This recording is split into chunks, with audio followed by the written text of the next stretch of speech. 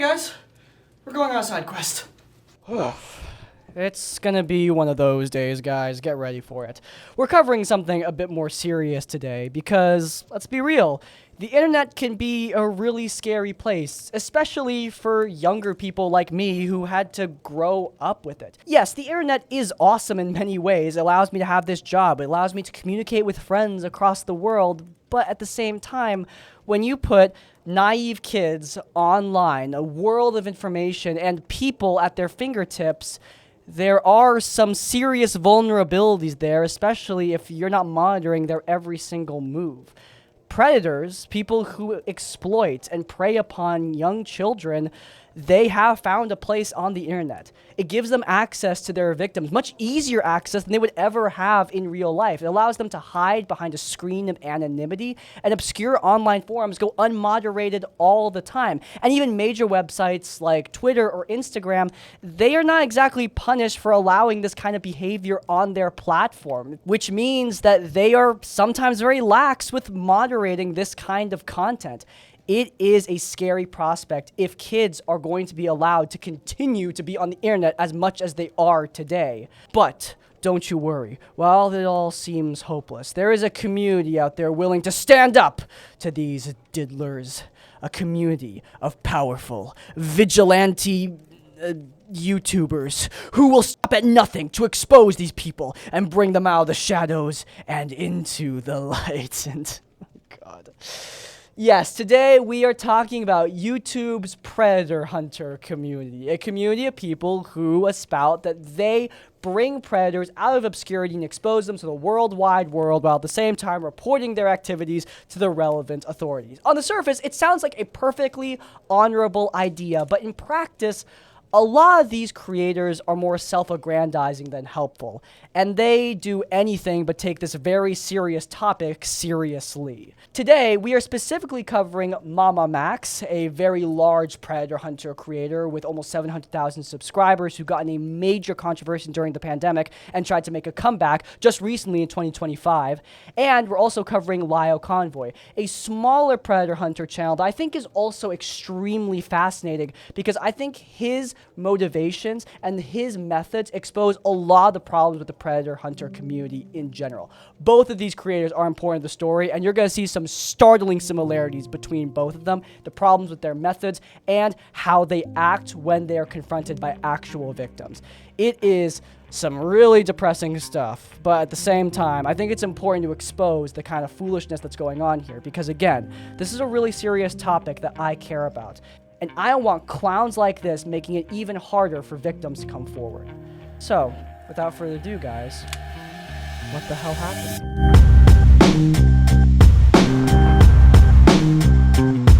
Okay, let's start with Mamamax, the bigger of these fish. Mamamax started his channel as a whinging channel. Not many other ways I can describe it. His entire channel was him whinging about his life being horrible and life being terrible in general. The only thing he seemed to like were video games, and eventually he pivoted his channel talking about video games, mostly major franchises like Halo, until he stumbled upon a little indie darling called Kanye Quest, a sort of creepypasta, almost ARG game that many people speculated was material for a cult. It was dark, it was creepy, and it led Mamamax to a new style. His style went from more trolly to documentary-like to darker, more edgy, something more akin to like Nexpo, who he would become friends with later down the line. His darker filmmaking style was now adapted to covering online predators. He had stumbled upon online forums that apparently were havens for predators to prey on kids, these obscure corners of the internet unseen by the public eye until Mamamax could expose them. The type of person who can offer victims justice. And you can trust me. We can play a game.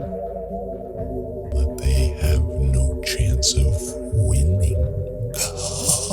Now, early on, it was a bit suspicious that he didn't really have a lot of proof of these websites' existence. Many of them were apparently deleted, but Mamamax would still make videos about them and get millions of views off of it. And frankly, the idea that there's an online forum out there where malicious individuals are luring children outside of the public eye, I mean, it's not insane. There are so many ways to create a website, so many ways to keep it out of the eyes of the people. Most websites are not even accessible through surface-level search engines. So yeah, something like this is plausible, and the perpetrators deleting the evidence, yeah, that's absolutely plausible as well. So a lot of people were getting in Mamamax's corner and supporting his endeavors to save the kids out there. I mean, seriously, save the kids. Who doesn't want to do that? This especially got popular when one of Mamamax's videos got deleted by YouTube for bullying and harassment. Mamamax teamed up with some of his big YouTuber buddies like Some Ordinary Gamers and Nexpo to start a hashtag called PedoTube, which... But hey, it worked. It got a lot of support and got eyes on Mamamax's videos and Mamamax's content. But as the pandemic rolled around, Mamamax would be confronted with a little bit of controversy. I mean, he had seen some controversy before. His filmmaking style made people sort of doubt the veracity of many of his claims. And on top of that, it almost seemed like he wasn't taking these very serious allegations seriously. This is a theme throughout his entire channel, not just the early period, but throughout all his videos. He had this tendency to mix his fictional filmmaking with the actual documentary style of his videos. Or I could concede now. Cease and desist. Keep my furious hands at bay in redlessness. He would open the video with some alternate reality film where predators have taken over the world and children serve at their whim, a dark dystopian future before pivoting into more serious actual allegations. Combining the fictional and the allegedly real is just never a good idea. He'd land himself into even more controversy when one of these fictional films he was creating contained a very upsetting assault scene of a character who was apparently supposed to be a minor. And depicting that in a YouTube video, it's incredibly poor taste, especially for a guy like Mamamax. Come on, man. But besides all that, his biggest controversy would come from a guy called Magnetar, a much smaller YouTuber than Mamamax, who had fallen into a relationship with one of Mamamax's exes. This ex, as well as many other women, accused Mamamax of being a really creepy, weird guy behind the scenes and a generally bad boyfriend. These allegations were not, like, horribly criminal by any means, but they did paint him in a very different, uncomfortable light. And his weird filmmaking style, especially with some of the content he was creating, it didn't exactly help his image. And Mamamax's response to Magnetar and the women's claim was to create a video where he claimed that Magnetar himself was a predator. He is the predator.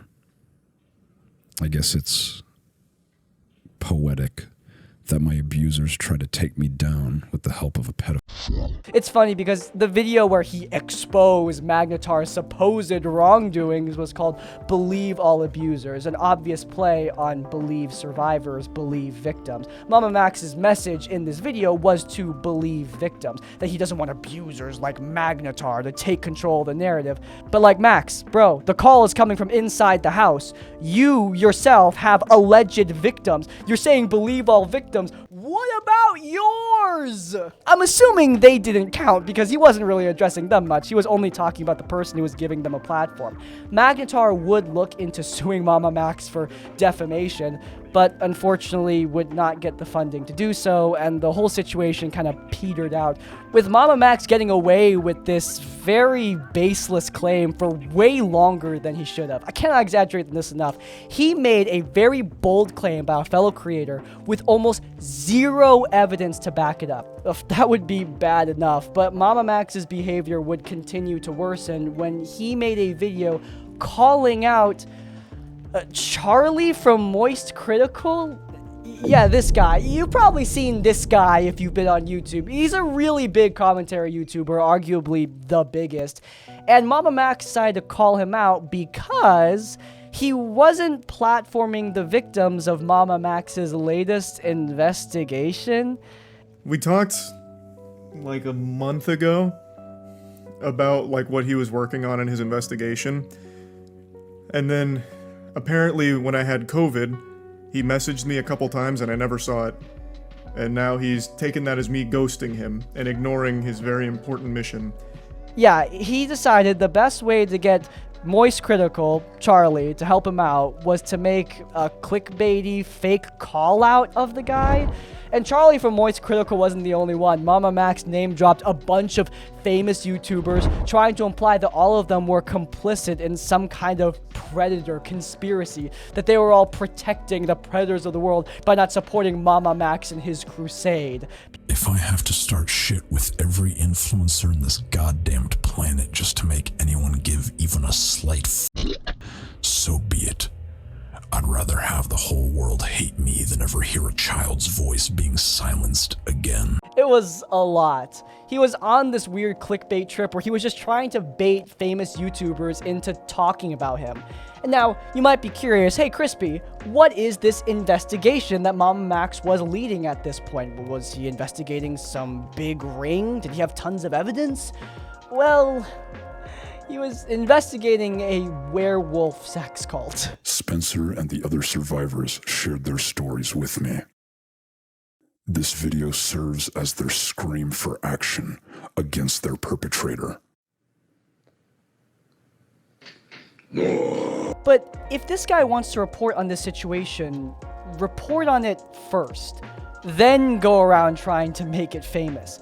This guy was trying to prematurely get a big viral campaign going, sort of like with the YouTube pedo campaign from before, but instead of letting it happen naturally, he tried to basically force a bunch of YouTubers into it by implying that they all support predators if they don't platform him and the victim, Spencer.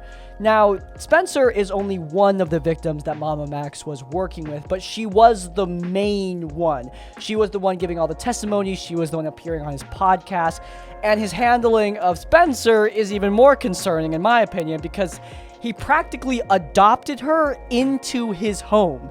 He now has a personal relationship with the subject, and if you know anything about journalism, that creates a whole ton of vulnerabilities.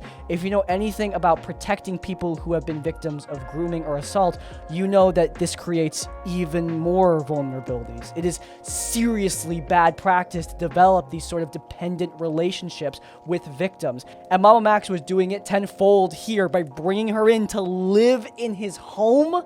Oh my god. He even admitted that he was trying to build her up as a content creator in her own right for her own good, in some way trying to help with this situation. It was just a whole mess. And him trying to force a bunch of YouTubers into it, it just made it worse. A bunch of people are now looking at Mamamax's history. All the claims that he made, all the things that he claims he's done, all the inconsistencies in his stories. And now that he's under this critical eye, a lot of his narratives are falling apart. What bothers me is your answer right there. You've been doing this for 5 years and you don't know how the process goes? How many people have you actually caught? I've never been to court. There you go.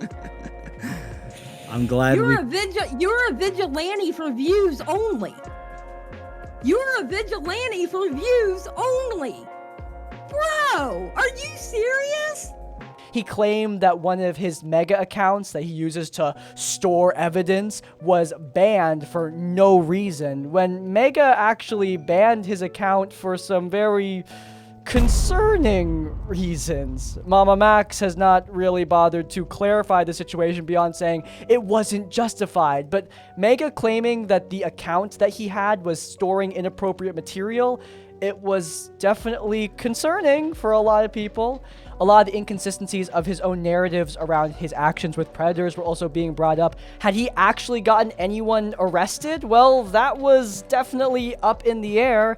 He claimed this guy named Pablo Sunny was put in prison because of him, and while later on he would show some DM'd evidence that this was in fact the case, To be frank, with all the lies Mamamax has told up until this point, I can't even trust him when he shows evidence in DMs. I mean, if there's anything that's easy to fake, it's direct messages. I mean, come on, man.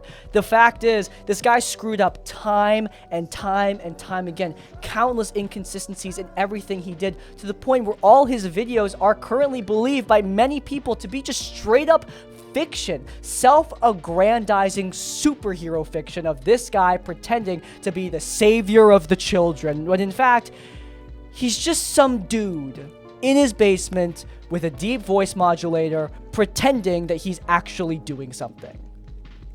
He wasn't. Not really, at least. A few minutes later, towards a text scroll at the end of the video, you can see that he puts an entire full name, pinning those serious accusations on this person who is alleged to be this cult leader.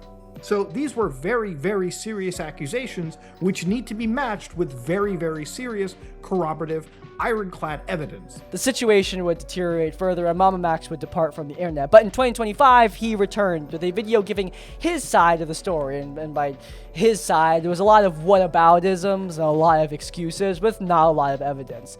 Much of his video focused on making the people who exposed him look bad. People like Some Ordinary Gamers, Nicholas DiOrio. These YouTubers were friends of Mamamax, and they were leading the front lines in exposing all of his wrongdoings to the internet. So he went after them first. But frankly, dudes like Nicholas DiOrio apparently being dickheads behind the scenes is just, I'm gonna be real, man. That's not exactly surprising to me. I didn't like any of these guys beforehand. And Mamamax saying, well, these guys were really mean too. That doesn't absolve him of all the problems with his own content. That sort of whataboutism is gonna be seen again. Put a pin in that. He also tried to claim that he did in fact put Pablo Sonny, that one predator, in prison through some DMs, but whether or not he stayed there and whether or not it was because of his video is still absolutely up for debate. The veracity of these actual DMs is even up for debate, like I said before, because of how many inconsistencies and problems Mamamax has had in the past. For me, Mamamax exposes how these guys only really need to screw up once. These are situations that are incredibly complicated. They are incredibly important, and they require a lot of maturity to cover them right.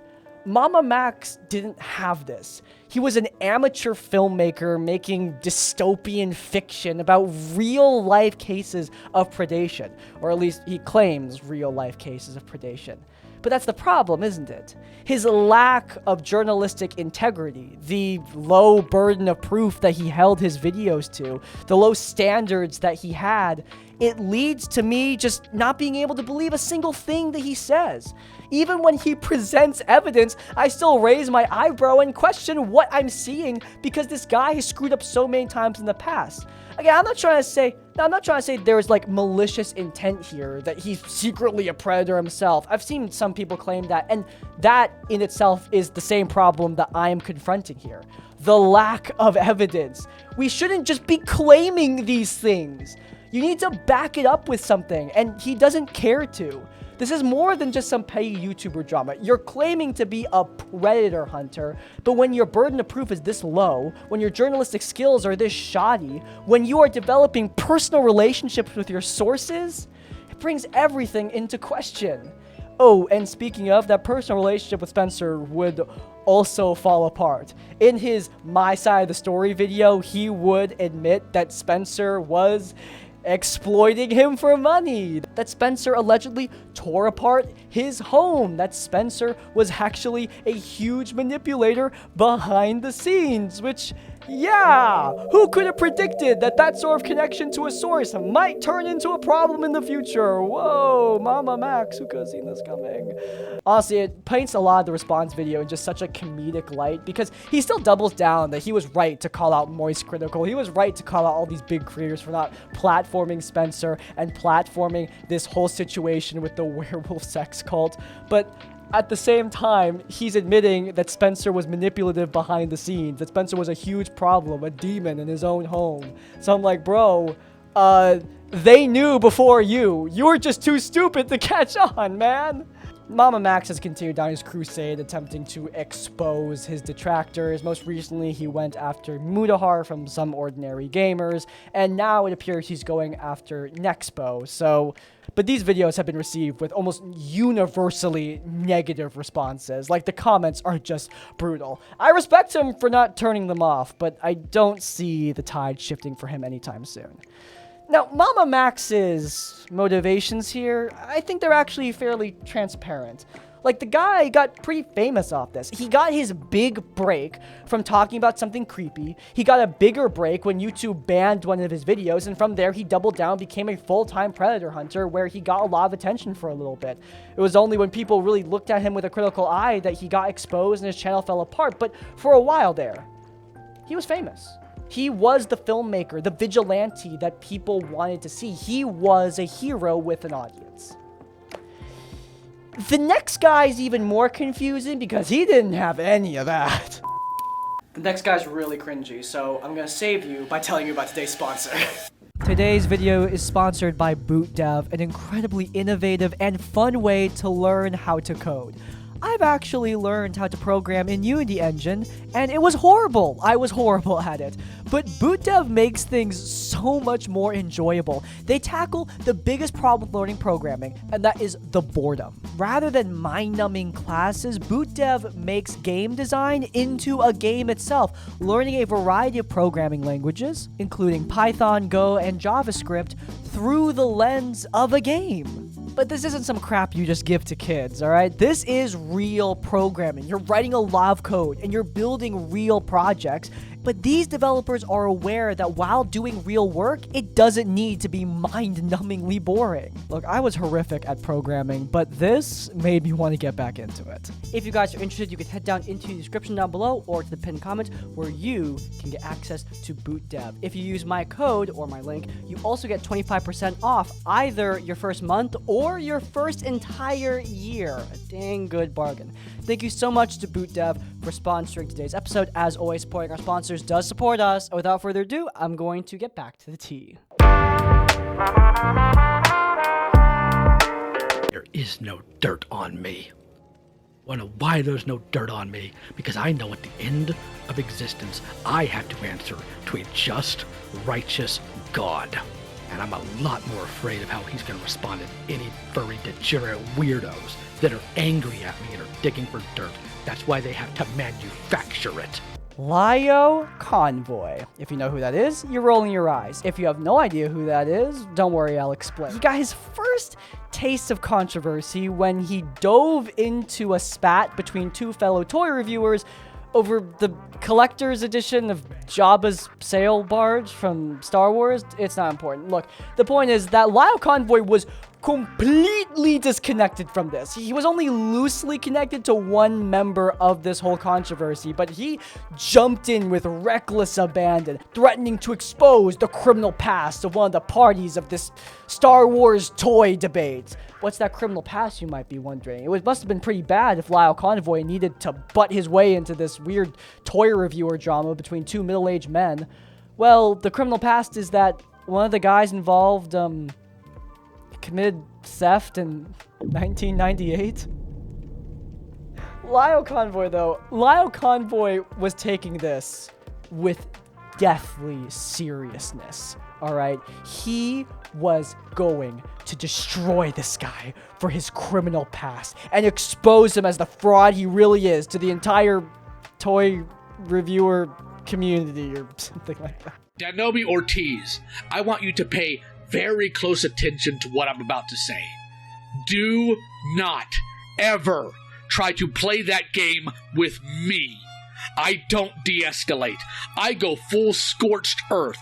Michael is a peaceable man. I am far more comfortable with conflict. I've been hunting actual predators for years now, and I've been dealing with lying clowns like you my whole life. We really are having one of those days, guys. Okay? I warned you at the beginning. You can see why I'm fascinated by this guy. Like, Mamamax, he's kind of boring, if I'm being honest. Like, yes, he's an idiot. Yes, he's a self-aggrandizing loser. Yes, he's a wannabe Batman vigilante. But he got something out of it. Like, I understand why he's doing this stuff. He was getting paid. He was getting paid big time by both AdSense and his massive Patreon. But Lio Convoy doesn't have any of those things. He doesn't have those motivations. He wasn't getting famous. He wasn't getting rich. He wasn't getting anything but a self-aggrandizing narrative about how he's a hero. Because, yes, this is the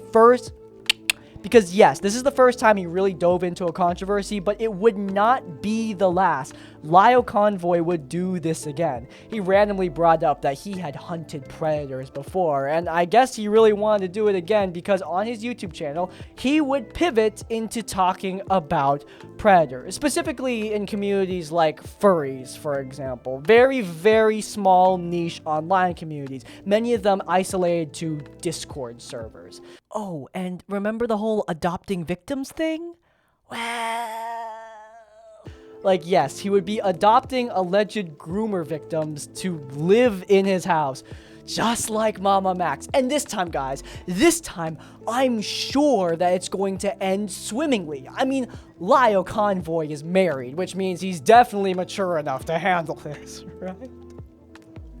One of the people he adopted into his found family was a person by the name of Hopeless Peaches. And if you're into YouTube tea stuff, then that just gave you PTSD. Hopeless Peaches is a creator that came under a ton of fire by Creepshow Art, who is a member of the Art CC, the art commentary community. Hopeless Peaches was also a part of this. This is a community of artists with tons of drama around them, tons of drama that I just don't have time to get into. These guys are constantly catfighting at every freaking turn. It's like a war zone out there in the art commentary community, and Lio Convoy would become a part of it after Hopeless Peaches had her own cancellation. The art commentary community would be fairly isolated for a very long time, but blew up into the wider internet because she was revealed to be a frickin' stalker. She's not really relevant here, besides the fact that her absence left a big, I don't want to say power vacuum, that sounds a bit too dramatic, but a big hole that Lio Convoy's community, the Senate, would at least partially fill. With Hopeless Peaches gone, the Senate would become a place where a lot of art commentary community creators convened, including Hopeless Peaches. I will remind you, his e-girl adopted found family daughter person. Awesome.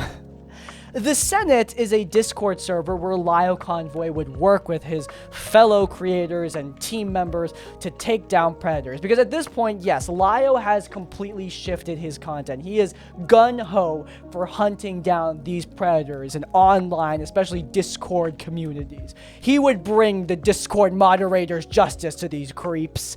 And his method of doing that was often to drag them into Senate so that he and a bunch of other people could scream at them in the Discord server.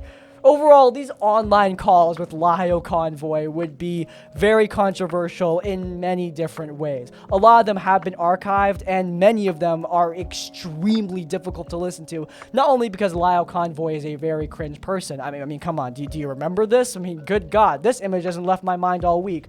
But also because he's kind of an ass.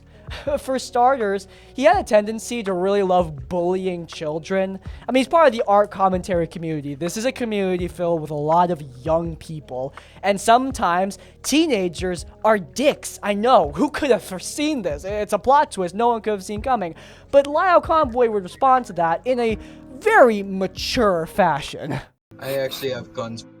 I'm not worried about some dumb 15-year-old making threats about firearms. If I want to ruin your life, I'll just call your school and tell them you made the threat and you won't get anywhere in life. You want to play this game? We can play that game. Oh, damn. Wow, you threatened to ruin a 15-year-old's life. Hold on. Hey, how's your mom's basement, man? That's right. Lio Convoy, a 40-year-old man being bullied by teenagers, would respond with, "I'm telling your mom!" 40-year-old man. 40. Good Lord, man. Lio Convoy would get into a lot of trouble for this because, I mean, come on. He's basically doxing teenagers online by calling their parents. He would even threaten to call their schools, and it got into territory that was very uncomfortable. I get it. kids are annoying, but responding to annoying kids by doxing them cannot be the proper response of a fully grown adult. I mean, come on, just kick them out of the Discord server. It should not be that big of a deal. But no, Lio needed to win the argument over these freaking teenagers. Great. The guy who was pretending to protect kids from predators was at the same time doxing and bullying kids in his Discord server. And it gets worse than this. One alleged victim he was working with, he would threaten them. I am 100% done with it. I have been as patient as humanly possible with literally everyone concerning all their nonsense. And you are sitting here right now wearing that 100% thin. Start talking. You can talk to a person who wants to dick down little girls. You better start talking to me. Yeah, in a call that, again, is very difficult to listen to, he would threaten this person openly. He would be condescending to them, mock them, and at worst, he threatened to out them to their father. And obviously, that can be extremely damaging for any transgender individual. He would also drag another YouTuber, and this is not the worst that Lio Convoy got, but it is some of the most embarrassing. This YouTuber, Leo Vert, has a Discord server of his own, and in that server, some people dared to speculate that Lio Convoy's relationship with his weird e-girl adopted family was kind of strange. Wow. And I'm not going to say that none of the speculation went too far. I'm sure some people were theorizing that Lio Convoy was a predator himself, which, look, there's no evidence to back that up beyond the vibe. And frankly, like I said during the Mamamax bit, that's not enough. You need actual burden of proof. But if people want to speculate that Lio Convoy is a weirdo, they're allowed to do that. But this guy, he would not have it. He would drag this YouTuber into a Discord call with him and Hopeless Peaches, where the both of them would bully him. Not bully him for spreading speculation of his own, but bully him for being in a Discord server where that speculation was happening. And the voice that Lio Convoy uses, it's... just listen. Because these are people I have taken in to take care of. I have never and never will do anything sexual with. These people have been abuse victims of that type of degenerate garbage. And you know that because I've told you that. And on top of that, I have told you before, if you've got an issue with me, pick it up with me. Why does he sound like Shadow the Hedgehog Incel Edition? This is just... He wants to be an anime villain so bad. He's trying so hard to be intimidating, and the secondhand embarrassment I get from listening to him, I mean, oh my god. Look, I receive a lot of death threats over this show here, but y'all don't need to do that anymore. I think the job is done, because Lio Convoy's voice, it might just kill me in the editing process of making this video. Good lord, guys, I'm dying here. I wish that's where I could end it, but dude, the worst of it is the Rosa call. What the fuck prompted all this bullshit? What prompted this is Rosa not taking it seriously when we have one of the victims of this predator in here telling them exactly what they did, constantly making excuses for why what they did was fine, essentially, telling us that having a couple mean tweets thrown your way is equal to that of being preyed on as a child by a predator because they're equally bad. Going on tangents like that, never taking any accountability for what they're doing or what they are saying, and never being able to answer directly any questions they are being asked. So accountability for having bad opinions that you disagree with. What Lio Convoy would do was taking things just a tad too far. He dragged this woman into a Discord call with dozens of people, and all of them just took turns berating her, screaming at her, and bullying her. Like, bullying is a word that's used just so commonly that I feel like it loses its meaning, but just... this call is incredibly difficult to listen to. Well, never mind. Let's move on. No. If you have something to say, say it. We're all here to listen for a reason, so just say it. This isn't helping me get through this. I will help you right now. You're not here to be helped, dickhead. There you go. There's your help for this call. So no fucking wonder this bitch fucking hates you. No wonder she wants to destroy your fucking life, because you're a piece of garbage. Me, Lio, bully, harassing people on the internet because Mongrel has an axe to grind with us. because we told her the truth about her life and she couldn't handle it. Behind the scenes, I do want to also clarify that Rosa allegedly is a person with severe mental health issues, physical disabilities as well. She is cared for by her mother, who has to be a full-time caretaker. Now, this doesn't absolve Rosa from any possible wrongdoing. I'm not trying to say she's some perfect individual. For all I know, she's done some terrible things. But frankly, I don't know if she's done some terrible things because Lio Convoy and his fellows don't bother to present any sort of evidence. They just drag this woman, who is a moderator in a Discord server that apparently, allegedly, has a predator in it. They drag this person into the call with no proof that she's actually done anything wrong and just bully her. And it's abundantly clear that she is not mentally fit to handle this. You are bullying a person with severe mental health issues for what? The lols? It's clear not for any justice. You don't have any proof she's done anything wrong. It's disgusting. This call was the straw that broke the camel's back for Senate. I mean, Senate had a bunch of controversies. They were all building up. People were making tons of videos about Senate being terrible. A lot of the people who were in the server were making videos about it being terrible because, I mean, all those art CC people coming in, all those people from that commentary community who were being invited into the Discord server, a lot of these people had no idea how bad it was from the outside. These are YouTubers with much larger audiences than Lio Convoy who are watching these more obscure creators bully people with no audience with reckless abandon, and obviously that made a lot of them uncomfortable, and therefore they confronted it on their YouTube channels, which led to Lio Convoy having a lot more controversies. But in my opinion, the most important video made about Lio Convoy was a video where he was forced to confront an actual lawyer. I've been covering a lot of his Discord shenanigans, but I haven't really been covering how he actually tries to catch predators. I mean, seemingly, his only real reason for being in this community is to bully children, not save them. So what's it look like when he actually tries to save kids? This call, where he tries to explain himself to a lawyer, exposes that, like Mamamax before him, he also has no idea what the hell he's talking about. Why do you keep calling these investigations if you just admitted you don't run them like investigations? Because that's the word that people tend to use, so I'm using a word they're familiar with. I mean, you could say Scooby-Doo investigation, and that would be a little bit more apropos, but you just stated that you haven't done any training. I don't know what you just said. I was just speaking. But there are a bunch of problems in this call. The lawyer reads him for filth. And frankly, if you are tired of hearing Lio Convoy's self-aggrandizing nonsense, hearing him get put down by this woman, it was glorious, okay, let me tell you. I don't even know if she's an actual lawyer. For all I know, she's lying about her credentials. But even if she's not, good lord, it was glorious to see this man finally get put down by somebody his own age who knows how to articulate better than a literal child. Good stuff. But anyway, in this call for me, there are three major highlights. For starters, Lio Convoy has no idea how to even report crimes. Like, seriously, he was calling in to local police offices to report these alleged crimes. So they have no obligation to report it to their superiors, which is the federal government. You're kidding me. No, they don't. And federal government isn't their superiors, especially if it's a state police. What are you talking about? You also know this. Then who's their superior then? Like in a state, I'm confused. Are you kidding me, or are you being serious right now? So Lio Convoy expecting that he's going to call his local state police and go, I think that there are some predators in a Discord server based on a fan animation of an Undertale cartoon. Yeah, they're not going to do anything about that. And side note, if you think, Crispy, are you just making up that random example for the lulz? I wish I was. I do believe that you called the Glitchtail server a pedo ring, did you not? He also has no idea of any resources to actually help victims.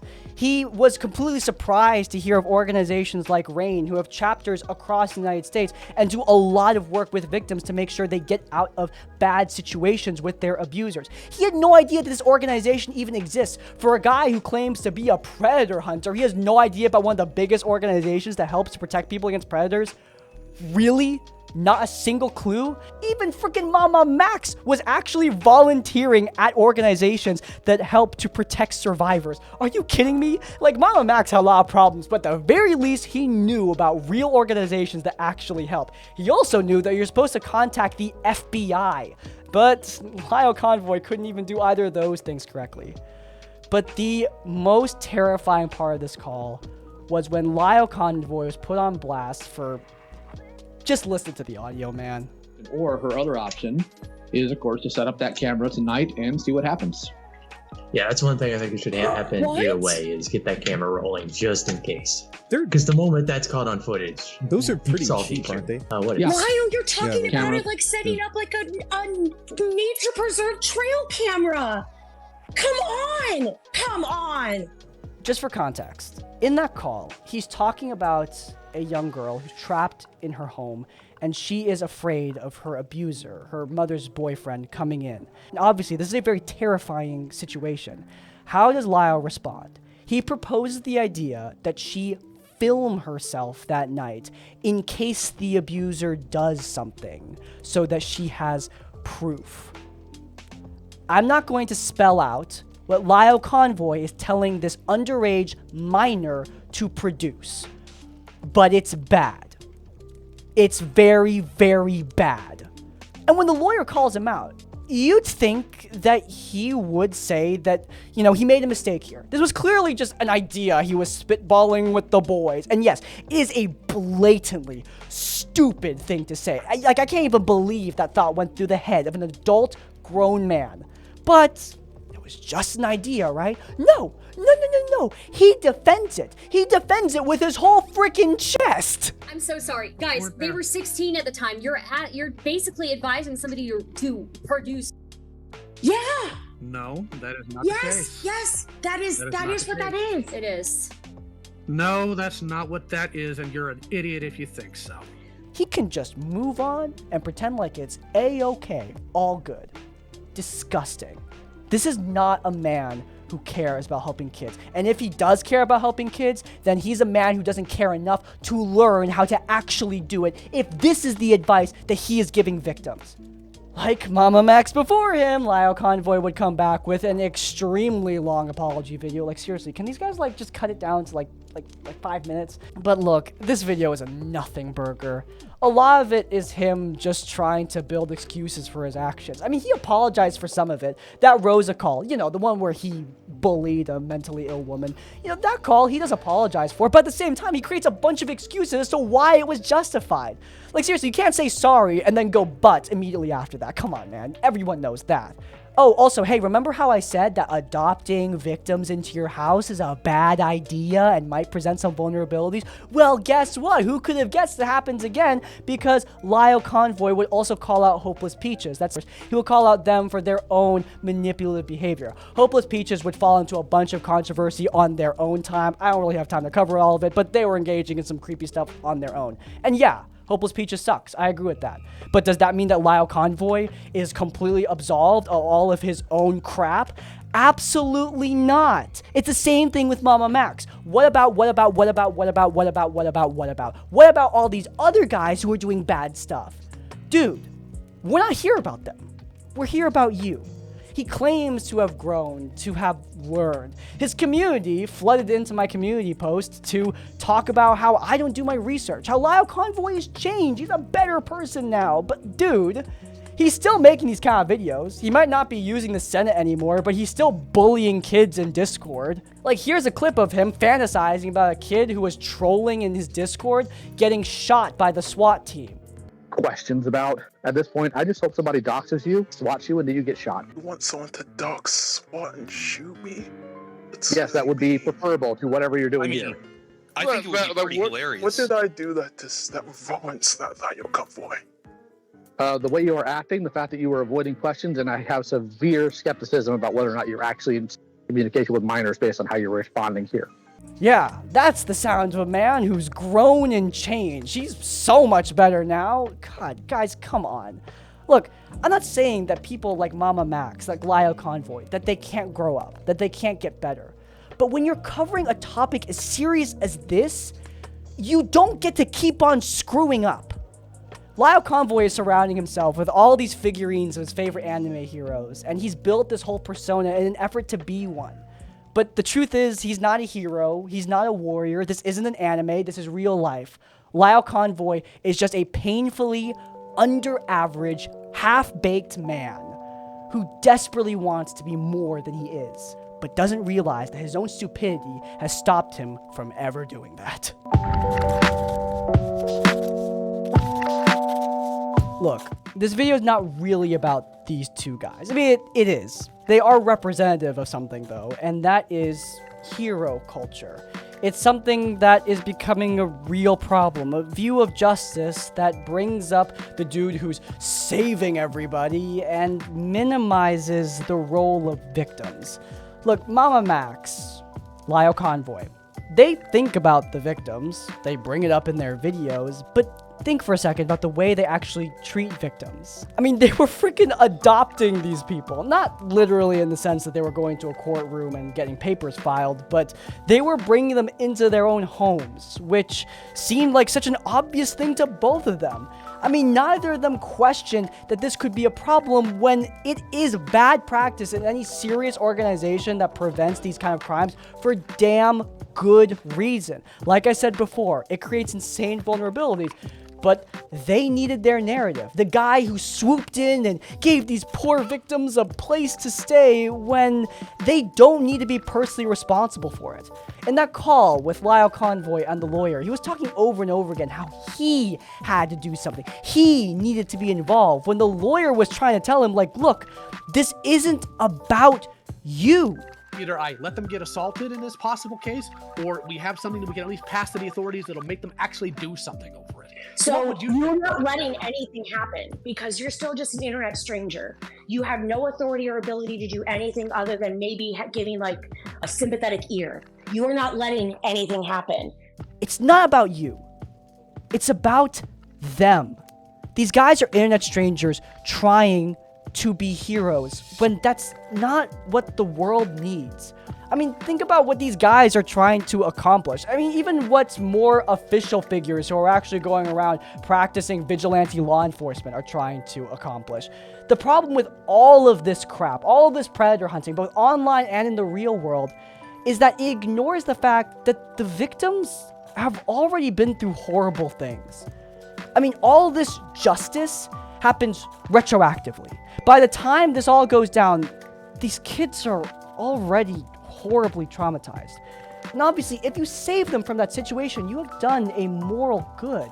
But the lack of curiosity about why these situations happen in the first place, it's staggering to me.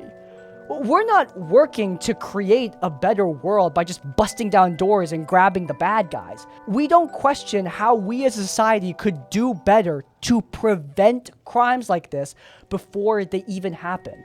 We act like it's just a natural part of our world that we can't do anything about.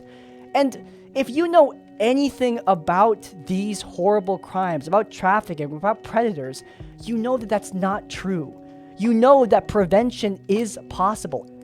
Stuff like educating impoverished people, making sure that they have resources that they need in order to be more literate around people who might be trying to exploit their kids, making sure that they have a safe place to stay if they're living with someone who is abusive, making sure that kids have the resources that they need to stay safe online. These are basic elements of prevention, but they're not heroic, are they? They're boring. I mean, they're not ready for a film shoot. They're not ready for a YouTube video. I can't make content out of it. But that's the point, isn't it?